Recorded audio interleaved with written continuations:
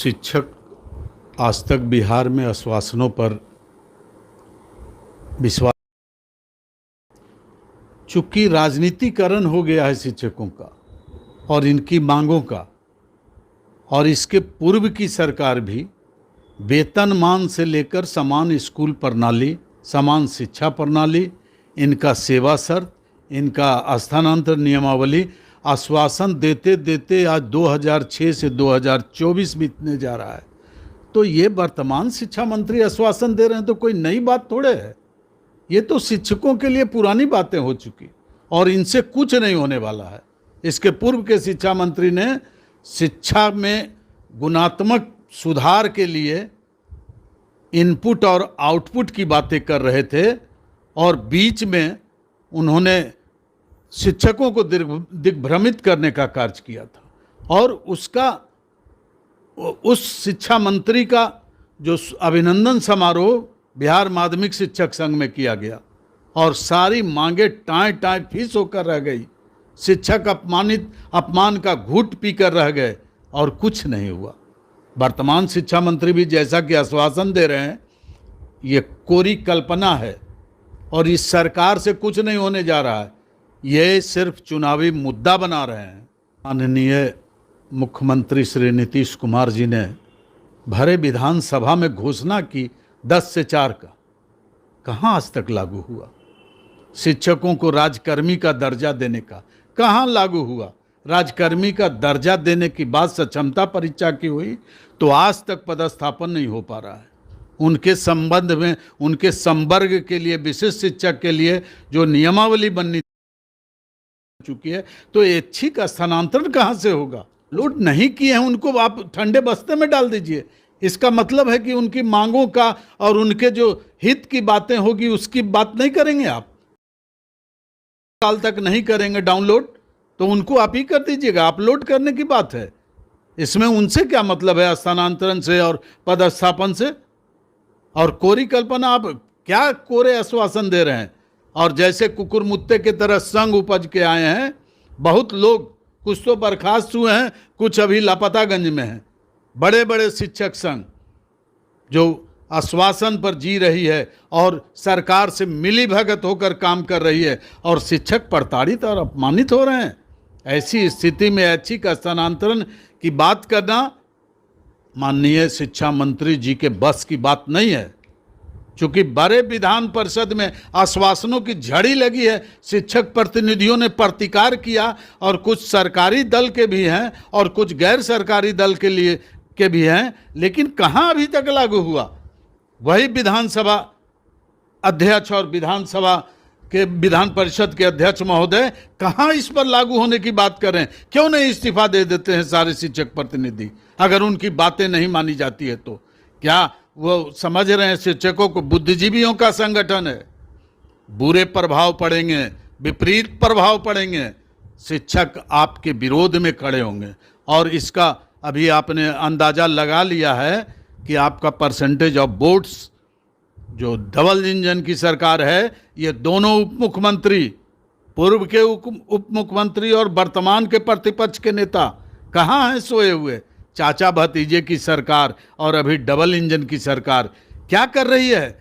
शिक्षकों के लिए केवल ऐप पर उपस्थिति दर्ज करना और नहीं तो वो क्या नाम है, बायोमेट्रिक लगाने की बात सिर्फ कर रहे हैं और उनकी सुविधा की बात नहीं कर रहे हैं। एक के पाठक जी थे, 1 तारीख को वेतन भुगतान की बात कर रहे थे और एक अभी एस सिद्धार्थ महोदय हैं, दोनों मुख्यमंत्री के दरवाजे से आए हैं निकलकर बाहर और गलत बात कर रहे हैं। जिस तरह यूपी में दोनों का विरोध हुआ, यहाँ भी विरोध होना चाहिए।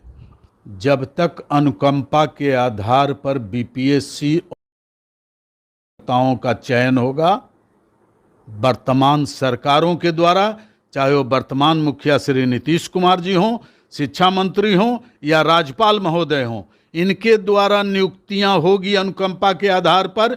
बीपीएससी हो, चाहे सक्षमता परीक्षा हो, चाहे आनंद किशोर जी हों या वर्तमान में जो अध्यक्ष हों, यही धांधली होती रहेगी और इसमें उलटफेर होता रहेगा। TRE 1 में जो अभी भी पकड़े जा रहे हैं फर्जी और जो आरक्षण का मामला उसमें समाहित है, वो बिल्कुल तमाम की जांच सीबीआई से होनी चाहिए, तमाम की जांच ईडीसी होने चाहिए।